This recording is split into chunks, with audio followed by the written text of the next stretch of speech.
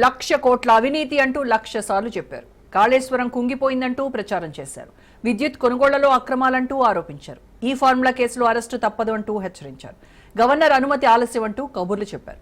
ఆరోగ్య శాఖకు అనారోగ్యం అంటూ కట్టుకథలల్లారు.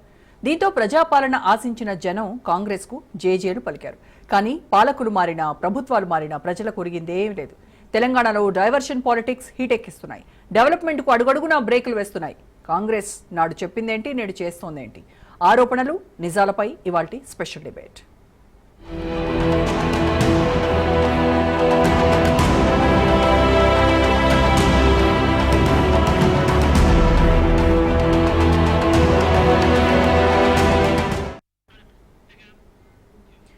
సాగునీటి ప్రాజెక్టుల్లో కరప్షన్, విద్యుత్ కొనుగోళ్లలో కమిషన్లు, ల్యాండ్, శాండ్, లిక్కర్ స్కామ్లు, అటు సీఎంఆర్ఎఫ్ కుంభకోణం, ఇటు డ్రగ్స్ కేసుల గందరగోళం.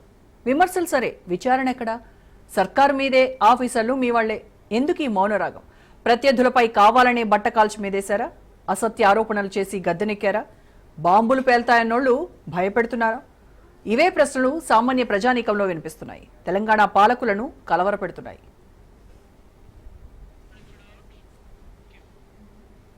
విపక్షాలపై ఆరోపణలు చేస్తూనే ఏడాదిన్నర కాలం వెళ్లదీశారు ముఖ్యమంత్రి రేవంత్ రెడ్డి. ప్రతిపక్షంలో ఉన్నప్పుడు ఆయన చేసిన ఆరోపణలపై ఇప్పుడు అడుగు ముందుకు పట్టం లేదు.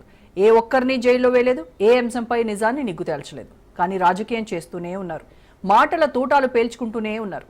మార్పు కోసం జనం చెయ్యెత్తి జై కొట్టినా పాలకుల్లో మార్పు రావటం లేదు. ఏరికోరి తెచ్చుకుంటే ఎగిరెగిరి తన్నారన్నట్టుగా పాలన మారిందని విపక్షాలు విమర్శిస్తున్నాయి.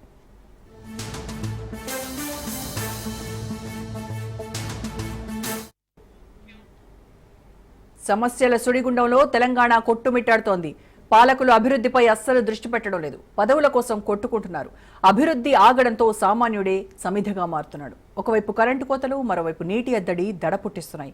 అకాల వర్షాలతో అన్నదాత ఆగమాగమైపోతున్నారు. రియల్ ఎస్టేట్ రంగం పాతాళానికి పడిపోతోంది.